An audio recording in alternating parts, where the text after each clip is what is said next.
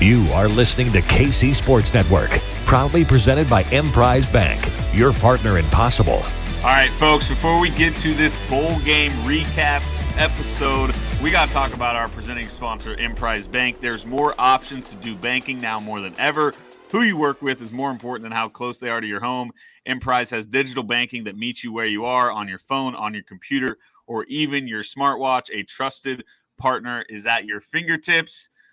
Also, quick shout out Charlie Hustle. We've talked about Charlie Hustle. We've worn the gear. I don't even know what needs to be said about Charlie Hustle. They're absolutely as good as it gets. The shirts, the hoodies, they're as good as it gets. And so go give them a look. Go look at some of that national championship gear and whatever new KU stuff they got out there. So shout out Charlie Hustle. Shout out Emprise Bank. Let's get into it, boys. Bowl game recap. Fun to say that. Fun to be recapping a bowl game. First off, right off the bat, that's cool. I'm fresh back from Memphis like 2 hours ago. I'm absolutely gassed. My body hurts. It was a fun week. Did you play last night? It feels like it. That fourth quarter alone was like a workout in itself, just from the thrilling back and forth. I don't even know. Like, I had to sit down and rewatch like highlights of the fourth quarter to really like figure out what all happened. Absolute chaos. But at the end of the day, before we get into all the analysis, I just want to say, like, you've got to love this team. Like, I know they did some frustrating things. I know they lost the game. But if you walk away from that bowl game with anything other than just absolute love for this KU football team, you're crazy. What they did for this program this year and the way they just fought till literally the last second possible. I love this team. Feel bad they couldn't get it done, but that was a heck of a football game last night. An all-timer, and one that I'm not sure. I mean, wins matter, but like, we're going to talk about the game in a good way forever. And we certainly wouldn't have had we not made that comeback in the fourth. So that's how I wanted to start it. Now we can get into, I'll give you the floor, B-turn, get your thoughts off, and then we can start to really analyze what we all want to talk about. Yeah, I was just going to say they fought and battled all year, like you said, and especially on the road. We've talked about it on the pod all year, how they started slow on the road all year. At West Va, at Houston, they're down 14. They win those games. Obviously, a huge reason they go bowling. Baylor, they're down 28-3. They have a chance to get a stop late and win that game. So I guess you could never give up on this team. They fought till the end, no matter what. Even at Oklahoma, they battled. So got to be super proud. And just obviously you can be upset with losing, but think about the guys. Like, they were gut-wrenched after the game. You saw Kenny Logan laying in the end zone, and this team is the start of the new era, and they put in a ton of work this offseason. So they are just absolutely heartbroken after coming back from down 25. Yep. AB, what's kind of your takeaway? It's our first time with a bowl game. It is kind of weird. You sit there and it's like, okay, yeah, we want to win this game, but like, at the end of the day, who cares? Like, what was we want to win, but like, also, do you feel good about the performance? Are you happy with how it went? What's your takeaway from it? Yeah, and I was telling you before we got on, but like, I wasn't like really worried about the outcome of the game. Like, I was excited to see it happen, and really like the important stuff that's actually going to help going forward happened in the last month with a whole extra month of practice. Just being able to say you went to a bowl game is like a big step for the program. So at the end of the day, like, I was never sad when they're getting blown out, or at the end, like, yeah, you want to win the game, but at the end of the day, it's a glorified scrimmage that's very fun, and It was just cool to be back in that spot. All of Twitter was talking KU football last night with the comeback and the cover. It was just the experience overall. It made everything successful as far as the season goes. But I will say this, and you guys both brought it up. I agree that this team will fight until the end every single week. But is that becoming a little bit too much of their identity, where every game they start out slow because in the back of their minds they're like, oh, well, we've done this before. We can come back. We're going to fight. It's an awesome trait to have, but it's almost getting annoying to me that we're having that conversation every single week. You know what I mean? It reminds me of like the 2017 Kansas basketball team that Josh Jackson, Devon, like that team always got down, but they never panicked because you felt like they could just come back quick. Obviously a lot more talent than this KU football team, but yeah, I think you're right. I think this team plays pretty relaxed and under control when they are getting beat by a lot because they've seen themselves turn around and figure it out. But it's hard, especially against SEC team Arkansas. Like, they got dudes you could see at moments where it was just like we were, they're bigger, they're stronger, they're hitting harder, they're tackling a lot better. So yeah, it is concerning, and I think that's a big thing. There's things this team has to do in the offseason. But like, yeah, eliminating early game mistakes and just getting out to bad starts is one thing that I feel really, that's something that you can easily fix with, I think experience will help that too. Yeah. But yeah, it is a little concerning that did become this team's identity in a way. Yeah, I mean, think about all the road games I just talked about. Like, I didn't even bring up K-State. We get a stop coming out, 3 and out, and we muff the punt. They start inside the 10, free 7 points. We gave them a free 7 points. Obviously, yesterday we muffed a kickoff. They score the next play. JD throws 2 picks in their territory. Like, take one of those turnovers away or catch the kick return, and you're not down 20, obviously not down 25, but you might end up winning the game. So it was just obviously big-time mistakes on the road. I can't even think of a road game where we just went in and we were good from start to finish. Like, even Baylor, you're down 25 and you have a chance to win that game against a really well-coached Dave Aranda and that defense. And they were down 28-3 and they had a chance to win that game. And it felt like we maybe made some coaching decisions to not go for it. And they ended up going for it and being aggressive. Like, that could be the difference of a game. I remember we kicked a field goal at Baylor in the first half where we were lining up to go for it, and then we kicked it. So I don't know. It's just crazy. If they would have started that game, which they did, they got up 7-3, and then we get the ball and they fumble the first snap, and that kills the drive. Like, what if KU goes up 14-3? And it was supposed to be a shootout. It was a 70-point over-under. So I think KU easily could have, especially with that first drive. The first drive was smooth. We ended up getting a stop, get the ball back, and he honestly had Quentin Skinner over the middle wide open, missed him. So we could have went up 10-3 or 14-3, and maybe we could have been the team up 4 scores. It was super frustrating because we came out, we held them to that field goal after it felt like they were just going to run it right in. Like, it felt like they were going to have control. We held them to the field goal, which was huge. We obviously come out. JD makes a great play to get to the first touchdown. We're up 7-3. And it did for a second. We get, I think it was a 3 and out. I could be wrong, but we have the ball, and you're kind of sitting there looking around, and like, I will get tons of shit for this, but I jokingly, you'll kill me for this. I turned to Chris and Alan and I go, hey, we score here, I'm ready to talk shit pump. And it was a joke. It was a joke, no.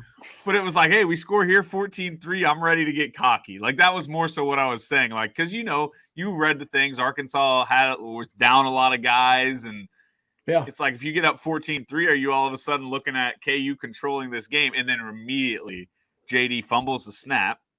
Then I don't even know what happened. We just went 3 and out there. 3rd and 14, and Skinner was wide open. Yeah, okay, that was the play. Behind him. The freaking kick return, like, that is the stuff that you just can't do. Like, I can handle JD throwing a pick, that Grimm pick, or the one that he was trying to get Grimm in the corner, I think near the end zone. Like, that was bad. One of them was a miscommunication. I don't know if you saw that, but those are mistakes that if your quarterback's a guy that slings it like Jalen, that's going to happen. And it's frustrating. I can't live with like, it wasn't even a punt. It was a kickoff, and we couldn't catch the ball.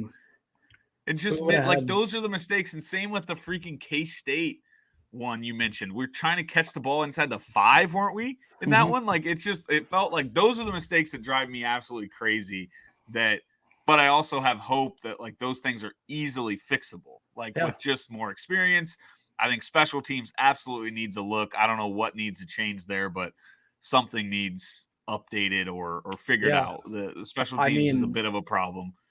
For a second, I thought you were punting for the Hawks yesterday. I thought it was you out there. And I don't know who the punter was, but they were going 20 yards. And speaking of 7-3, when we got the ball, we actually had pretty good field position. I think we started at the 35 or so, and then the first snap just kills the drive, and then the kickoff, dude. And people don't really, I feel like the average fan doesn't realize, like, momentum swings in sports, dude. Like, it's 10-7. We looked great on that drive, and then we muff a kickoff and they score the next play. And so the defense probably it took the life out of the defense. I feel like it's just 7 free points, no matter how you twist it. It's 7 free points for Arkansas, and it could have been our ball. We go up. Just to recap, AB, correct me if I'm wrong here. We went 3 and out after the fumbled snap.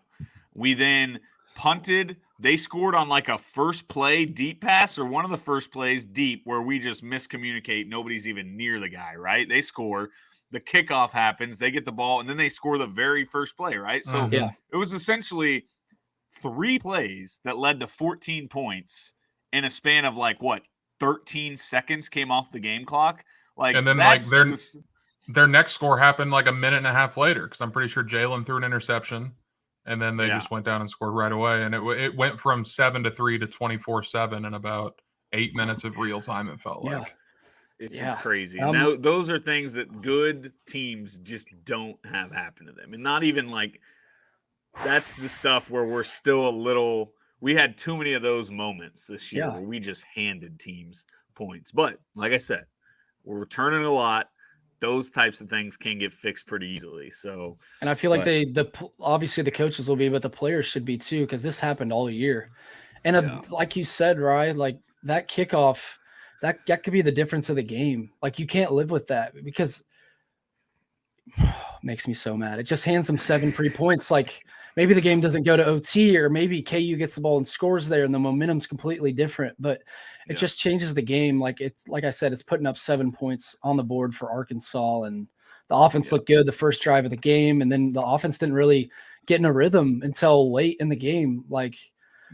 We fumbled the first snap, so that kills the drive, and then we fumble the kickoff, and then that's 7. So the offense isn't out there again, and then they're already in a 17-7 hole like they were on the road all year. Yeah. So I want to talk a little bit now about just how, we did come back. And even did the momentum kind of – Can I get one thing before you get to the fun part? Because there's one other question I have about more of a negative. Yes. Okay. Their first drive of the second half, we're down 31-10, 31-13. You can't punt on 4th and 4 from the opponent's 45-yard line, dude. And it's not a one-time thing. I saw someone tweet, KU went for it on 4th down the fewest amount out of any team in the Big 12. They only went for it 17 times this year. Baylor and Westphal were both at 78 times that they went for it on 4th down. Now, obviously, that probably has something to do with maybe they're in more 4th down situations. Maybe they pick up yards. It's 4th and short every time, and it's not 4th and 16 after a sack or a fumbled snap we talked about before. But man, it's quickly going to turn. I'm not saying anyone's going to have any regrets with Lance or anything bad to say, because he's done so much.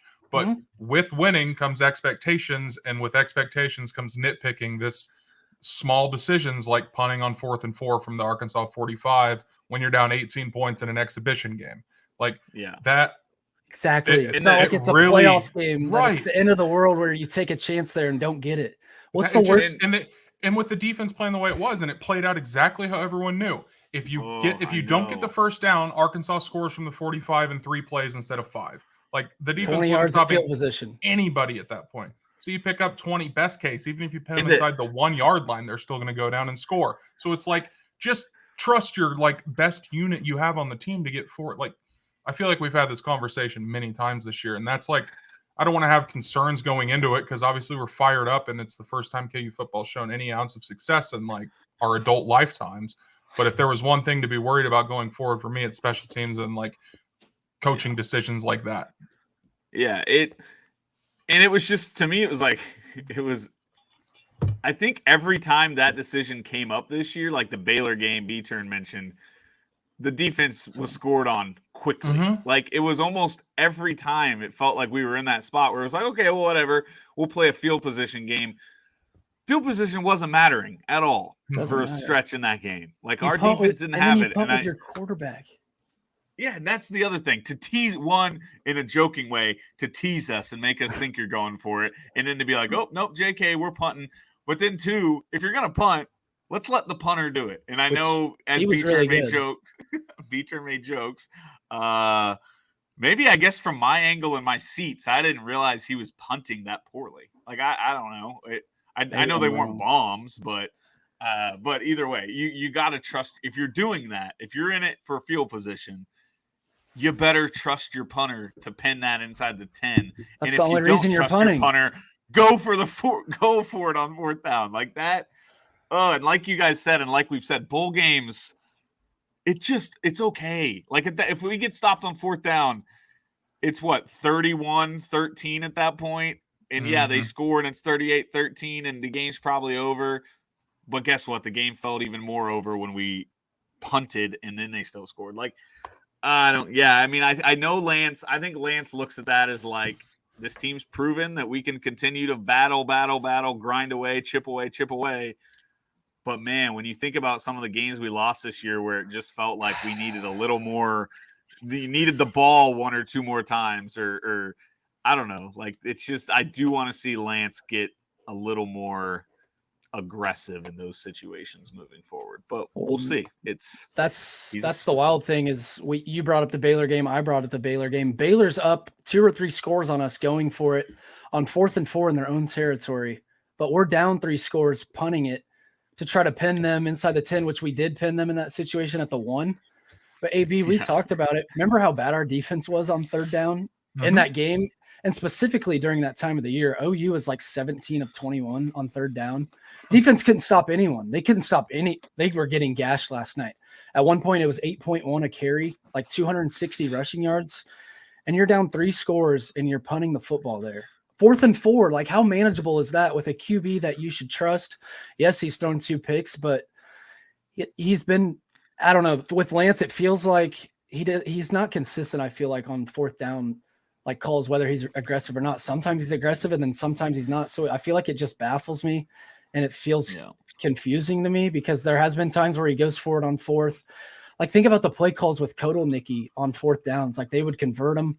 He obviously is a great play caller. That decision was terrible to me. And like you guys said, it's not like it's the college football playoff. It's a bowl game that obviously we were pumped to be there. And I don't think we would. Obviously, it sucks losing in the way we did, but it's not like it's the end of the world if you lose the Liberty Bowl to a 6-6 Arkansas team when you went winless 2 years ago. Haven't been to a bowl game in 14 years. Like, you should be there to take chances, pull things out of the playbook that you haven't before. Like, I don't know. It's that's an insane decision. Let's keep in mind that, like, the last defensive possession, yes, we Burrow got the pick at the end of the first half, but like Joe Burrow, the fact that we did not sack KJ Jefferson was the most frustrating thing. Like, Bonnie Phelps had his legs wrapped up for 15 seconds. And then he ran 5 yards, and it felt like he was at least going to get tackled then. And Kobe and I think it was Rich Miller just don't even come close to bringing him down. Like, it was just – and that – so to me, that's what was fresh on my mind. Like, this defense is struggling, man. And I know we got the pick, and that was a nice play, but also just kind of a bad pass. But to not – then think, okay, maybe we shouldn't put this in the hands of our defense. Maybe we should try to let JD do something here, but whatever. I mean, it's frustrating, but I'm not going to, we obviously hype up Lance all the time. This year was great. 5-0, College game day where you're ranked, but I'm just trying to think, like, maybe not even in the country, but in the Big 12, how many coaches are going for that there in a bowl game, down 3 scores, 4th and 4. It's not like it was 4th and not manageable, 4th and 8, 4th and 9, maybe I would get, but we're in their territory. Defense is getting gashed. You should trust your QB. I feel like, so maybe I'm crazy. I think 70% or more coaches in the country go for that. I mean, yeah. Why not? We're what do you have to one lose? Of the few in the Big 12 definitely that doesn't. But, like, here's the thing I want to maybe throw out here, play a little devil's advocate. If you're Lance Leipold listening to this pod, I'm sure he listens to Ain't No Seeds all the time. Just kidding. Are you sitting there like, hey, idiots, we got the game to overtime and it came down to a 2-point conversion. I clearly was fine in my decision-making. Like, do you think, is there an argument to be made where Lance is like, hey, also, idiots, in the Baylor game, we had a chance to win that game if we get a stop. Like, I don't know, like, is the fact that and I know it took absolute chaos and a lot of luck to get that game to overtime. Onside kick. But, like, is there any way, AB, that Lance and Kotelnicki are sitting here listening, if they were, saying, like, these guys are idiots, we got this game to overtime? They could be, and that's probably why the questions won't be asked, because, like, at the end of the day, the result ended up panning out fine. but that just feels like a lame answer to me. It feels very like result over process, which feels very backwards. Like the Texans can go out and almost beat the Chiefs. I don't think the Texans are almost as good as the Chiefs are. Like things just kind of happen sometimes and chaos happens in weird football games. Like that would just be a very, very like kind of bullshit response to that, I would say. And the Baylor situation feels the exact same. So maybe you can sit there and reverse it and say, why didn't they learn from that situation? Because what if they go for it in Waco, get it, and they win the game? I don't know. It just, that's what, before, like when you were talking and I was sitting here thinking like I can be unreasonable, but I also like to think from the coach's situation. And I just can't think of a scenario of why you wouldn't go for it. Like I understand if your defense is stringing together stops, or if you had a good defense, you know, like if you had a good defense that you could trust, you pin them back and you're going to get good field position at the 50 and score again, I would get it. But your defense isn't stopping anyone. They're getting 8 on the ground every play. Couldn't tackle. I don't know if you noticed it, but it just felt like the defense was dead to start the game. They were running around slow, couldn't wrap up. It just felt like there was no energy, and that kind of happened on the road all year. AB, we talked about the OU game where Gray was getting like 7 a carry. Waco, they scored 28 in the first half. Houston and West Virginia kind of came out quick, so it felt like they were dead in the first half a lot of games, and it happened again last night. All right.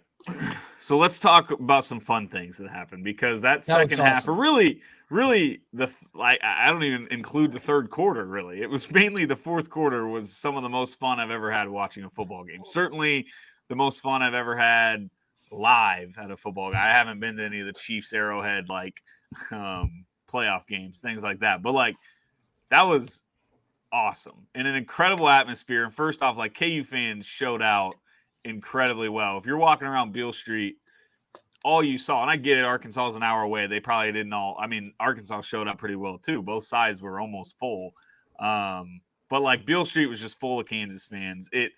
It was an awesome atmosphere of just a completely split stadium, which I love. It reminded me of like a high school football rivalry game where just both crowds are completely full and they're just going nuts every time something big happens. But for that KU team to not roll over and die, as we've said, they haven't done that all year. But like we joke, a bowl game's a bowl game. Like they could have easily rolled over and said, whatever, we had a good year. We got here. Let's pack it up. Let's call it. But Jalen Daniels, man, and we joked that there were tweets, there were comments. It probably all entered our brain. Do you give Jason Bean a look in the second half? Like that was definitely a thought, or maybe a thought after his second pick, because we're all idiot fans and we think dumb thoughts when things are going bad.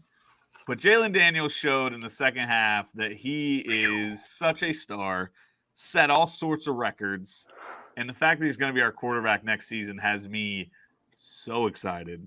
I don't even know, where do we start in the second half? When did things really start to turn? It was 38-13 with like 3 minutes left in the third quarter. Is that right? Yeah. So we're down 4 scores with 3 minutes left in the third. We score to make it 38-20, and then then we don't really do anything for a while. Yeah, that's why second half, we were good, but we came out kind of slow in this to start the second half, and then we finally started putting drives together. And then late in the game, Arkansas they were about to put it away. The game was over, and they run a reverse. They fumble. I have no idea how that wasn't overturned, but kind of the weirdest thing I've ever seen. Like those Allen Fieldhouse refs in there, guys. Yeah, Kansas gets all the calls. Yeah, and then so they fumble there and give us a new life. I was at my uncle's having a kid, and I was there. I went out to my car to grab a Ain't No Seats hoodie for someone. And I was listening. I gave up on the game because we had driven. I think we were down 14 or 15 and we were driving. We ended up not scoring, I'm pretty sure. And then Arkansas gets it. And I hear Haney on the radio that they fumbled, and we get it with 4 minutes left, which still there's no chance to win that game. Yeah. The Arkansas AB, I'd love your thoughts on this, because when Arkansas threw that ball deep and completed it, I was turning to the guys with me, and I'm like, I thought that was a dumb call. Late in the fourth, when I don't even know what down that was, but for them to throw that ball deep when we had one timeout left, and obviously it worked out. He caught it, but I don't know. I felt like Arkansas was kind of obviously feeling themselves a little bit. Felt like they had it wrapped up and almost were trying to just kind of flex a little bit with the reverse late in the game. They absolutely got careless, and I do think that coach and I do think Arkansas fans were really mad. But, like, were they idiots late in that game? Kind of, yeah. I mean, you kind of have to be. There are many examples of them being idiots to get KU back in the game. But yeah, it felt bizarre, and maybe it's smart and advanced thinking to try and open up the playbook a little bit more and running the clock out and increase your chance of getting another first down rather than just 3 handoffs up the middle. But then shit like that happens, and you look like the biggest idiot in the room. It's just wild. It's not like I they were up. was so They were up shocked. 2 scores, and they have a QB that we couldn't wrap up. QB that is an absolute monster. And then the running game that was just killing us, and they ran a reverse, which it wasn't a fumble, but So I don't what get. did they I don't say get on the like broadcast? What I did couldn't they? hear. So that'd be on you, AB. I couldn't hear it. Honestly, at that point, I wasn't even considering a comeback being possible. Yeah, because I'm on they were Twitter. in our Everyone was territory. It was still a 15-point game with like a minute and a half to go at that point. Like, Yeah. So I guess you could look at that and say they're up 2 scores. Maybe we can dick around a little bit, and they get a little. That's what cute, it felt but, like. Yeah. It felt like they were like, let's run a reverse here and get one last score and flex a little bit, and then it's like, because I missed the whole play. I just saw a replay later, but they were in our territory, right? oh yeah, they were the deep. game So a was score over. there, yeah. A He score fumbled there, the they ball go like up the 3 10-yard scores. line. Oh, it was insane. just funny. Like, it was a classic example of, like, and I don't know. It's just like at that point, all you have to do is protect the ball. And to me, you give the ball to your running back, the guy that's probably least likely to fumble. It was just weird. It was weird. I couldn't believe they went deep, and I know that was kind of a dagger. So you say that was a good play, but then to turn around and run the reverse after that, it's just very funny. The fumble, when they showed the replay on the Jumbotron, and I'm on Twitter, like scrolling, everyone's like, dang it, not a fumble. And like at that point, we're just kind of like, dang, like that would have been funny. We've already given up on it, and the ref comes on. Like, you should have seen our faces when they're like, call stands. Like, it was so confused because not one person on Twitter was like, yep, that's a fumble. Like, it was the most undisputed reverse of all time for the fumble call, and it just stuck. And I still to this day don't know why it did. I loved seeing like conspiracy theories and stuff like that. But either way, Yeah. for us to then that happens and we score immediately. So JD just at that point was cooking, Goes nuts. Grim's cooking, Jared Casey started to cook. I don't even remember like that. I can't keep track. We had so many scores late in that game. I can't keep track of what was 2-point conversions, what was touchdowns, what was whatever. But it weirdly felt after we get that fumble and run down the field and score, it was kind of like, well, wait, Arkansas is kind of shook. And then the onside kick. Oh so did you watch that, B-turn? Did you see that? Oh yeah, it was beautiful. I turned to Hannah, who is like not a huge football gal. She's just not. And I turned to her and she's like, wow, we have a chance. And I was like, by the way, onside kicks like never work out. Like we have like a 1% chance of getting this ball. And then it looked like the most easy thing I've ever seen. Arkansas didn't even attempt to get on that ball. Like not a soul was there to pick up that ball from Arkansas. And it was weird. It felt like Arkansas was completely just stunned, shitting their pants or not caring. Yeah, it was. They just shit the like. If you're an Arkansas fan, obviously you go to a bowl, you're 6-6 SEC, you have your hopes up, but you got to be full meltdown mode, right? It was looking. I thought we were going to lose by 40 at one point. I really did. I probably got to that point on multiple road games this year, but yeah, they fumble that ball. Like AB said, like even fumbling that ball, and we have to go 80, 90 yards. Like you still think there's no shot. You got to score, then you got to get an onside kick with no timeouts. And you still in the back of your mind know you have to get a 2-point conversion. So, yeah, they score. I think it was Doug Emilion who scored. And then just obviously they looked like idiots on the onside kick, but it just popped up right to our guy. Because going into onside, like you said, there's no shot of getting onside kicks. But when you get that onside kick, you boys are all in, right? Once you get that. Oh, yeah, I didn't even consider losing at that point. Game was over in my mind. Like, cash the tickets. Because you're down 8, though, and you have to get – and also – the guy that you're listening to talk right now had a lot of money on Kansas +3. So I'm all in. And I gave up on it, obviously, 38-13, but yeah, all in and still got to get the 2 points. I was nervous about losing it in overtime, but yeah, you go score. I forget, like you said, there were so many points. I think 108 points or something, but you score and then find Arnold in the back of the end zone to tie it at what? Yeah. What did it go to OT? 38? Oh, 38, yeah. 38 OT. Yeah. I mean, just a meltdown from Arkansas, but also just so clutch by JD. He didn't make a mistake late in that game. He was perfect. There at one point I think he got to delay a game to make it like 2nd or 3rd and 15, and I started to stress. I'm like, God, they got multiple downs, but they got to get 15 yards. Just throwing strikes over the middle of the Grim, whoever. Like he was spreading the wealth, and I don't know how you guys felt about this. I feel like Ryan, you're pretty calm during games, but started to melt down in the first overtime possession when we ran it 3 times in a row inside the 10, even on 3rd and maybe goal at the 5, and they run it with.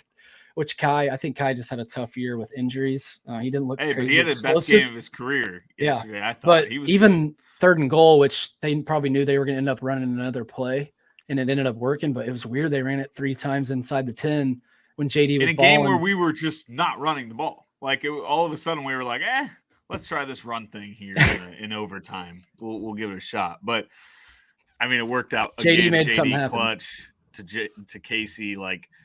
Huge. We got to talk about the broadcast camera of that fucking touchdown, man. I wanted to get like a live reaction from people's houses because I'm at my uncle's house with like 30 or 40 people, and they throw it, and you kind of see the crowd like you see some of our fans like getting pumped. So I kind of knew it was a touchdown, but everyone in the house was dead silent for like 10 seconds after it because you have no idea what's going on. Like. There's a big old, I don't know what that thing was on the TV. Yeah, it took up the whole TV. So, like, obviously, no disrespect to females, but the females in the house had no idea what was going on. Like, it was just chaos for 10, 15 seconds. Like, who scored? Like, did they score? Was it incomplete? How does that happen? How do they not have that figured out with the cameras? It happened on both ends, too. Not as much to that extreme, but on the other end, there were like 2 dudes where their head kept getting in the way every time the ball was thrown in the end zone. Yeah, so weird. Okay, so now we got to talk about, I mean, the thing that I've been looking forward to talking about. We've said it. JD was cooking. The dude was making clutch play after clutch play. 2-point conversion, especially. Before we get there, I want to know, like, AB, what was your confidence level going into overtime? Because, like, obviously we have all the momentum. We joked that we were ready to cash tickets. We were that confident. But then you sit down and you're like, well, shit, we're playing from the 25-yard line, and we're going up against Arkansas, who had clearly looked just more physical, talented than us at that point. So, like, where were you at confidence-wise as we got to overtime? I had 0 doubts in my mind they were going to win. I didn't even think about losing. Well, Arkansas's offense, I mean, they moved the ball a couple times, but they didn't score after, the 8-minute mark in the third quarter. Right? Yeah. There's that first touchdown they scored to go up 25, and then they did nothing. So I was kind of like, okay, the defense is vibing right now. Offense can't be stopped. Like, to me, it felt like they were either going to win. And honestly, I forgot the overtime rules for second overtime. So I assumed that when we got the ball back, we would have gone for 2 to try and win it there and not get into the dumb old penalty shootout BS that it ended up being. But I hate that. At that point, I was 100% confident.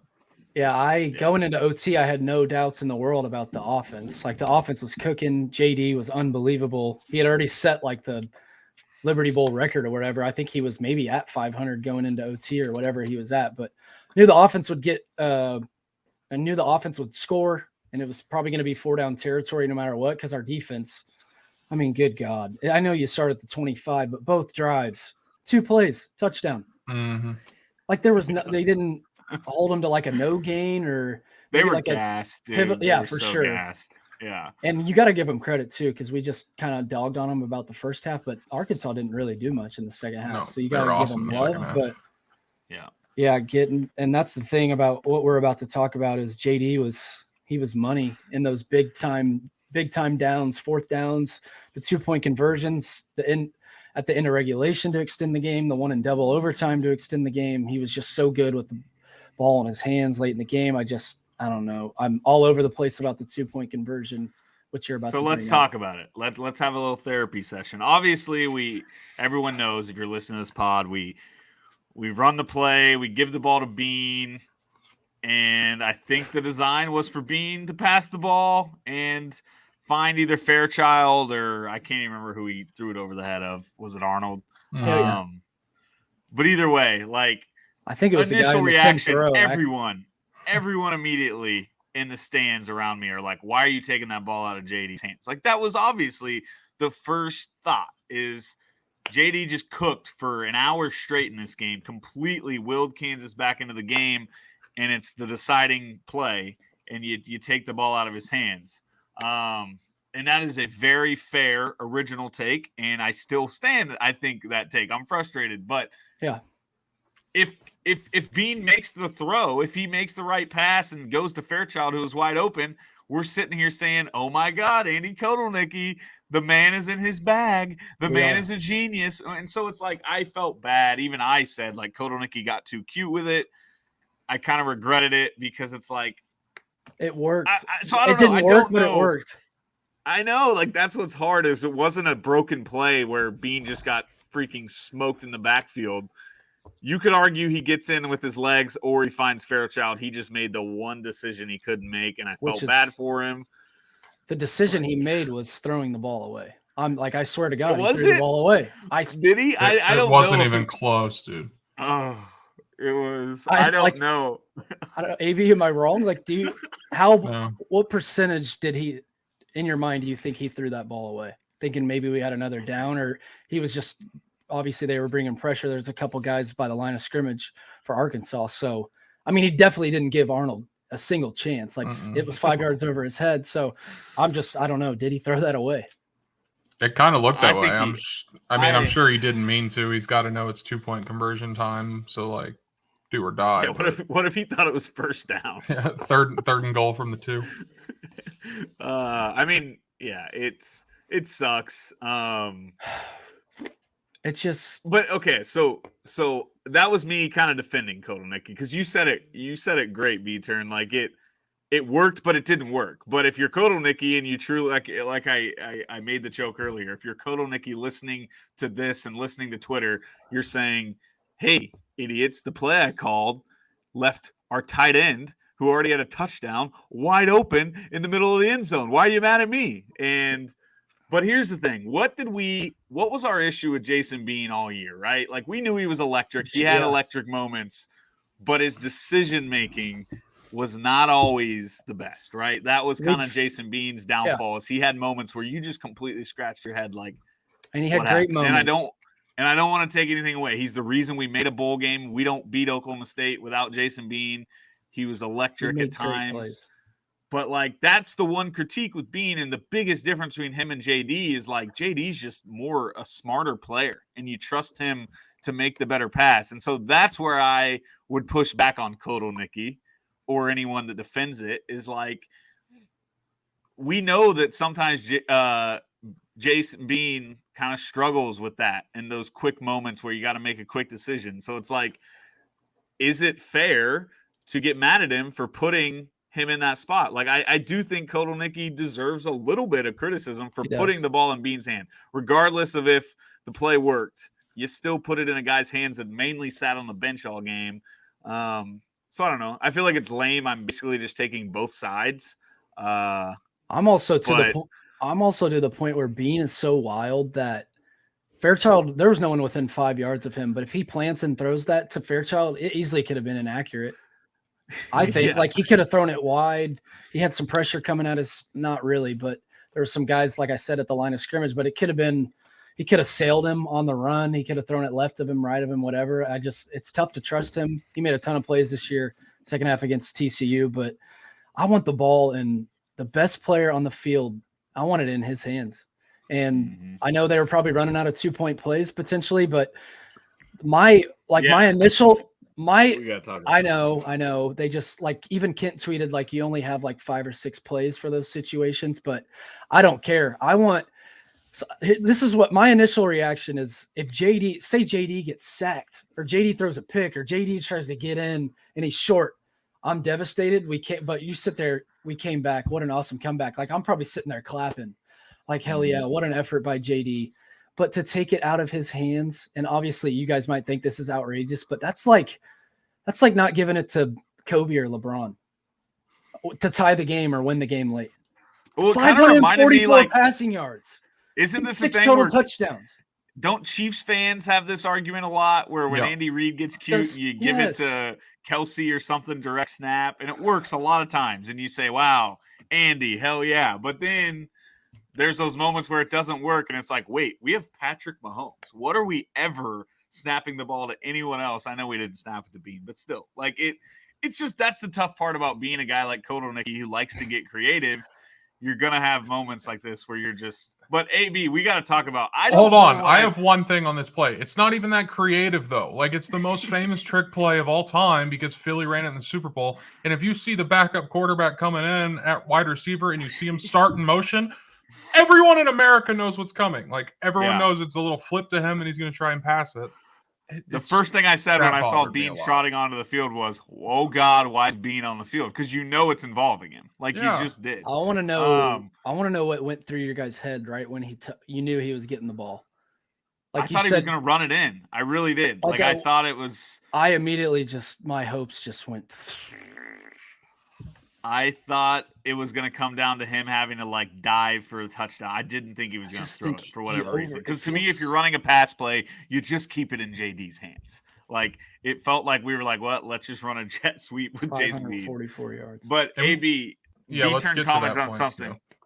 I don't know if I appreciated the honesty of Lance where he just said, "Look, we were running out of 2-point we ran out of 2-point conversion plays." I appreciated the honesty.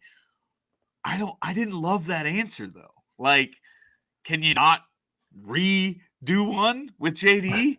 Like, how big's the playbook? Like, they talk about how many plays they draw up early in the week.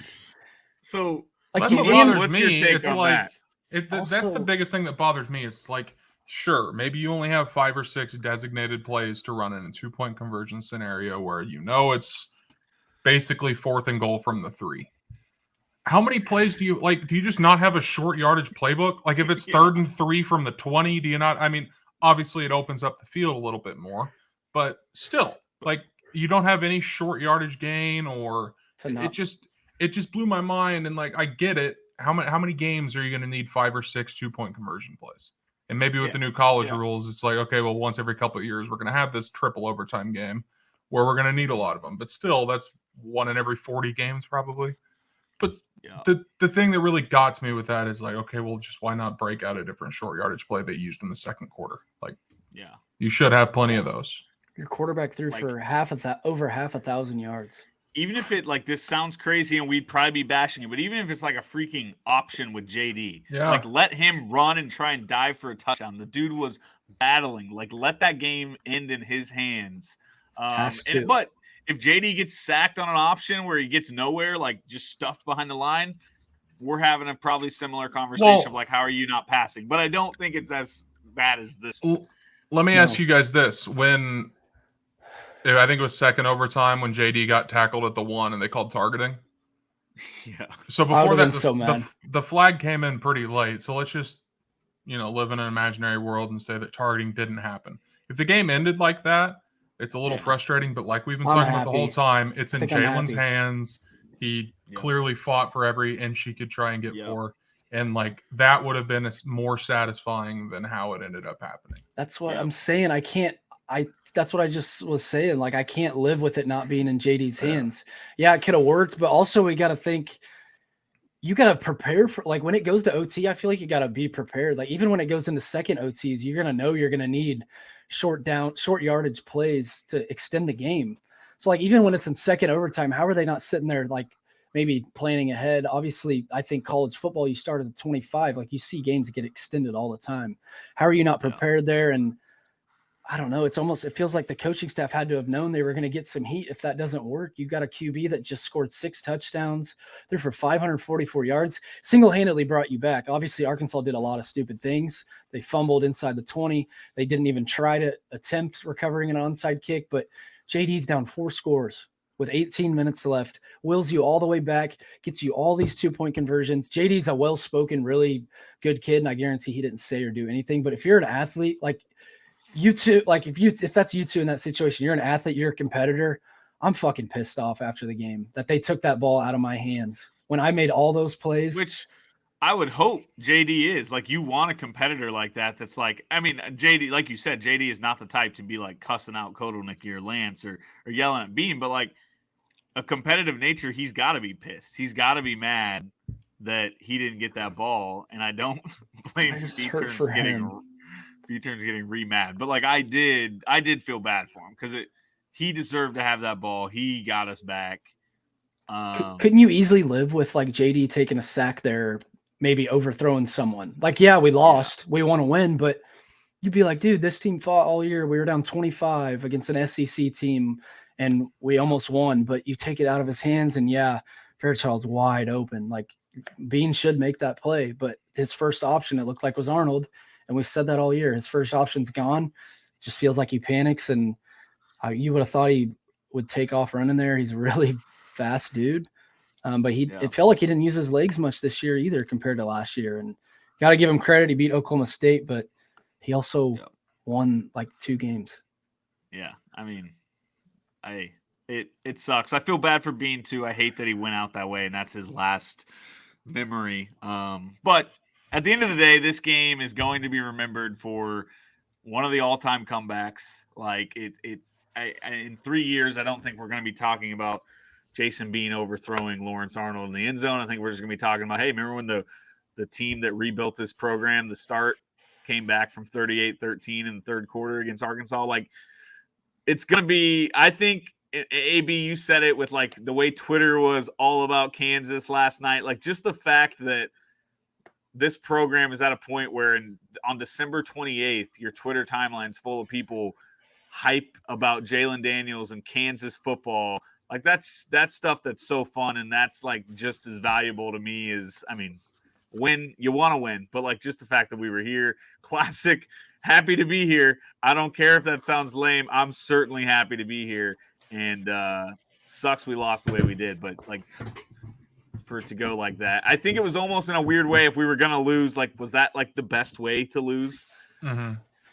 To have just an epic comeback where more people were probably talking about us than Arkansas, and we lose, that sucks, but like, you can't be mad. And that was the first thing I tweeted last night, is like, if you don't love this team after what they just did, then I don't know. Like, they're think about everything that like they paved the way long term for. Like, we've talked about game day coming and being ranked and getting to a bowl game and all that, but if this season doesn't get off to the start it does, the stadium's probably trekking a little bit behind. It's probably going to get done at some point, but that really kind of forced the momentum to get it out.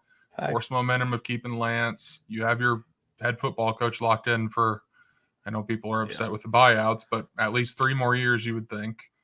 Like, things are going to be okay. Don't let we've kind of been hinting at it the whole time. Don't let the third overtime 2-point conversion shootout change your mind on where this team is going. Like, it's everything they did this year we're gonna wake up in 5 years and think back to, oh yeah, this is the team that started it. So yeah, I agree, and it creates a ton of momentum for the fans and especially the players, because I'm not gonna lie, dude. Like, in the first half, I got to a terrible mind state and thought we were gonna lose by 40, and I basically told myself, like, our fans gonna be excited about JD next year, because at that point. And he was so good the first 5 games. But we talked about Iowa State second half. We didn't score. And then TCU, we scored 3 points. He fumbled. And then late in the year, we got blown out by Texas. K-State was okay. And then in the first half against Arkansas was not very good. So I feel like there would have been a lot of questions regarding JD. Like, I think our fans would have been almost begging Bean to come back if we don't see that. You know what I'm saying? Yeah, like, it went from we want Bean in, like, to replace JD and maybe come back next year, and it not even be the starter, but I think Bean would be an awesome backup. Like, he's safe for sure. I think our fans would have questioned Lance. We lost 6 of our last 7 or whatever. We felt like we were undisciplined. Even Texas Tech, we had a chance to tie it there. Didn't talk about that game earlier, but before the half, that debacle was terrible. We had the ball down 8, fumbled. But I think we would have started questioning Lance because like they weren't disciplined late in the year. And then if they would have gotten blown out or not shown any fight, maybe not questioned, but I don't think we would have been as pumped. Like, do you think I'm wrong there? No, I agree. It Going definitely into would next have year. been. It would have been really, really, really sad to lose 6 of our last 7, including like a 48-20 bowl game loss. Like that. That's where questions start to creep in. Like, well, God, did we just get lucky? Like, was our schedule really easy early in the year? Uh-huh. Did we just not belong here at all? But then you see the second half, you see JD, and that's flips. You're like, this team belongs. They're just a year away. They got a full off season ahead of them, which B-Turn, you tweeted. You may have to read that tweet. Like, everyone is coming back.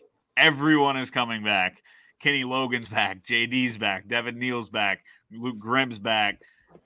It's absolutely insane how good this team could be next year. And that's not me saying this team can go win 9 games. Like, they could, but they also might win 7. I don't know. Like, that's very possible. That's something that we will have to talk about in the future where, like, we can't get too ahead of ourselves and be like, all right, we won 6 this year. Well, now we got to win 9. Like, I think 7 wins, 6 wins. I hope it's not 6, but I hope 7 wins is a realistic expectation next year. And it is because of how much we're returning. But you're right. The momentum of that second half and the way we fought, it did set up some solid momentum heading into the offseason. Especially, it's got to help for JD's confidence. Like, I'm sure he was frustrated too. Like, damn, why am I struggling right now? And now he's sitting there like, I cannot wait to play next year. Like, I don't know. I'm excited to see this group get a full off season together after winning some games and playing in big games and playing in close games. Like, it's exciting to think what they could be next year.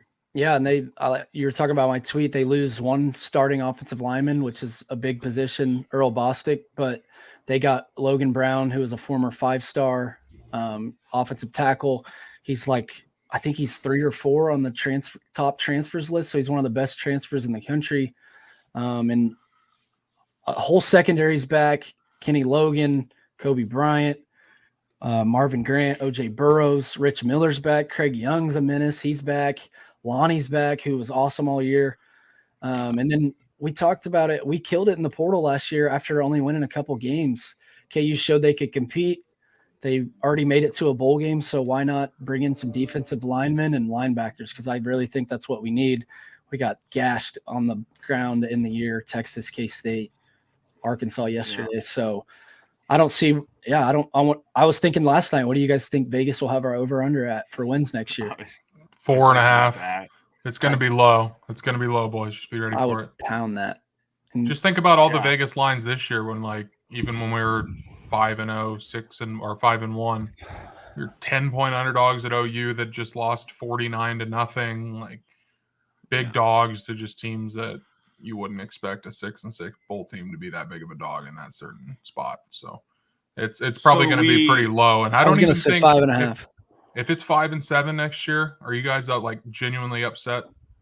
Like, if there's any step back, and we haven't seen a Big 12 schedule yet. They said it was going to be out in early December. They can piss themselves because it's still not there. Love to know which Big 12 teams we have to play and which teams we get to avoid. But I mean, there's a chance we get screwed like the 08 season and have to play like the tough part of the Big 12 South as opposed to 07 when we got to play Baylor and Oklahoma State and like the lesser teams that year. And then it could be like, okay, well, cool. Well, now you got to play Illinois and non-con, and you still got to go to Texas and to OU, and K-State's never easy. And it's like, okay, well, there's 5-7 in front of our face, and that kind of sucks. But I don't know. I mean, I am really worried about that. And I do think 5-7, when you return this much, I think it will be fair for the fan base to be mad about that.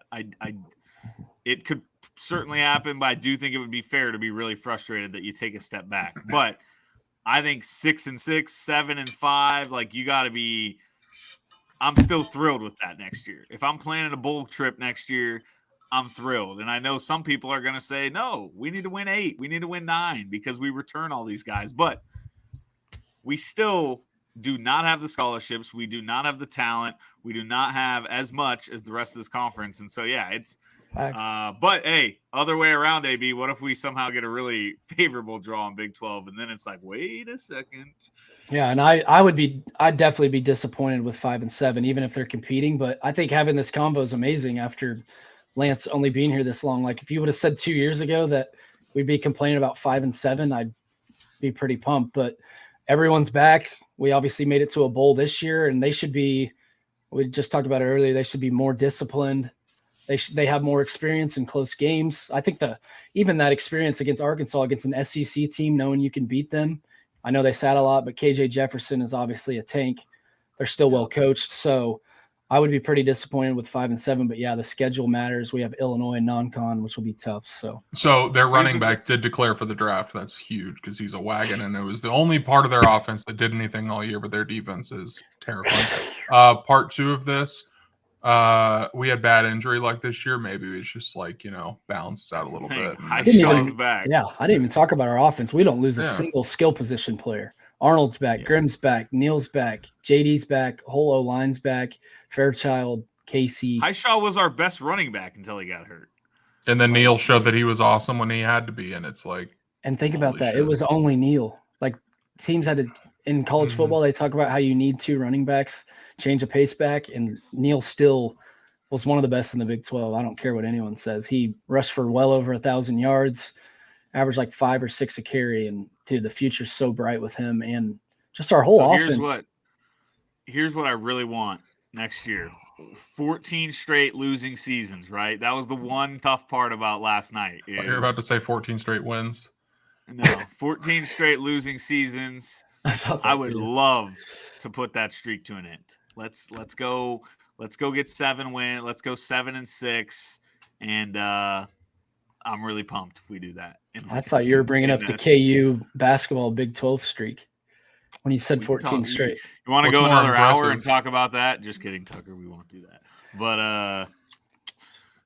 I'm sweating out the under for this podcast minutes total. That we said we'd wrap this up in an hour, which I think we're going to. I'm about to wrap this up. I don't know what else can be said. At the end of the day, we were negative during this at times. We were questioning coaches. We were questioning players' decisions. But at the end of the day, this team was an absolute blast. I will love them forever. Santa already came. We're still talking KU football. It's absolutely mind-blowing to be December 28th in this in-depth of a KU football episode. And I don't know. I love this team forever. And I hope we look back, which I think we will, as this team was the team that laid the groundwork for us putting together like a truly good 15 to 20 year stretch of just solid football. Like that's what I want. Just let's do it. And I love this team. I love JD. And the fun part is we say it like this team's leaving. This team isn't going anywhere. They're going to be right back next year doing this again. So I was going to say we're all proud of how these guys fight, but they're all coming back. We're not losing much. They're all going to be back. You watch Lonnie Phelps play his ass off every single week. JD, obviously Devin Neal, Lawrence Kid, they're all back. And I think we'll be active in the transfer portal. They got to beef up the defense. We didn't even talk about Brian Borland yet, which I'm sure, I don't know. We'll talk about that. Hey, positive vibes only to wrap it up. I really want to say like even Bryson tweeted it last night, like he just the happiest year we've had watching KU football. The last time this happened, we were kids.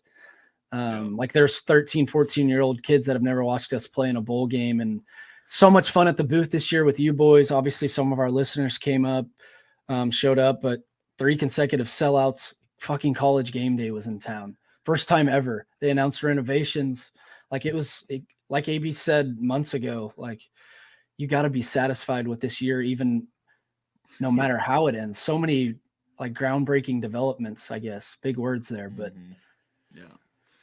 yeah. Facts. What a year. You got anything else? The booth was so fun.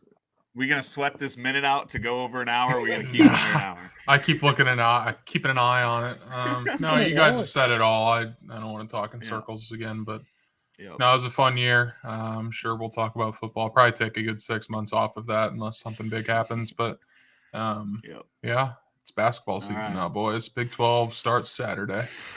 That's wild to think about. But my boy's coming to Lawrence. Mike Boynton, he's coming. Let's go. They stink, but we shall see. But all right, thank you all for listening. I like Boynton.